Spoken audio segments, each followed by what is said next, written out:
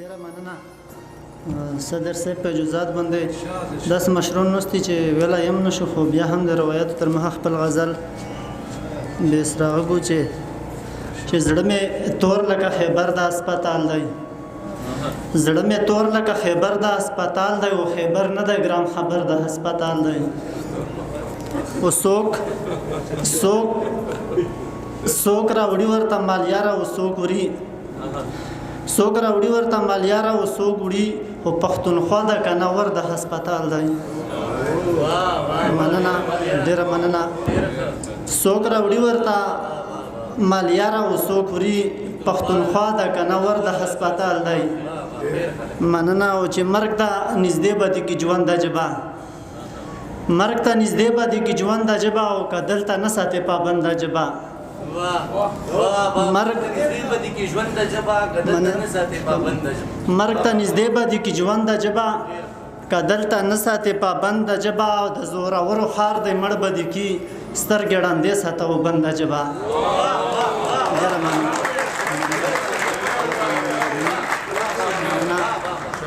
د زورورو خار دی مړ به دي کې سترګې ړندې ساته او بند د جبا او توبه توبه به دغه عمر کې ستا ورکوټ چې خوله دې و د ژرنده ژبه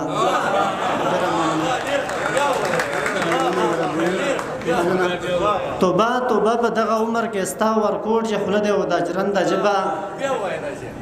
مننه ډېره مننه دانش صاحب چې توبه توبه به دغه عمر کې ستا ورکوټ چې خوله دې و د ژرنده ژبه چې غزل چې وطن مې جوړ کا هر یو غر ورته په وینو رنګ کا دانش صاحب وطن مې جوړ کا هر یو غر ورته په وینو رنګ کا اے مصور هر منظر ورته په وینو رنګ کا یتیمان جوړ کا او اختر ورته په وینو رنګ کا کونډې پکې نه وټاغر ورته په وینو رنګ کا مننه یتیمان جوړ کا او اختر ورته په وینو رنګ کا کونډې پکې نه وټاغر ورته په وینو رنګ کا یو جړاونه شان منظر د دې چې نه جوړ کا مانګي ټوټه کا او ګدر ورته په وینو رنګ کا ډېره مننه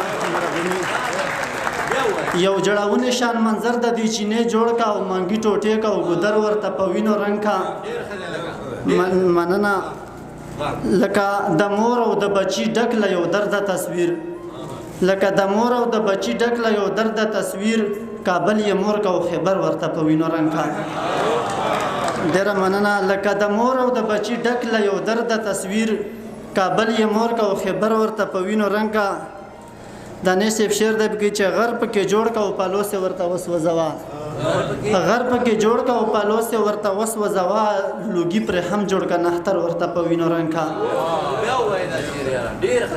غر پکې جوړ کا او پالوس ورته وسوځوا لوګي پر هم جوړ کا نختر ورته په وینو رنګ کا د کابل غرونه د تیرا غرونو ته غاړې بسا زلمی په وجن سپین غر ورته په وینو رنګ کا مننه د کابل غرونه د سپین غر غرونو ته غاړې بسا زلمی پر وجن سپین غر ورته په وینو رنګ کا مالیار هم جوړ کا او قلم یې د لاس وغورځوا ګریوان یې وشله او سر ورته په وینو رنګ کا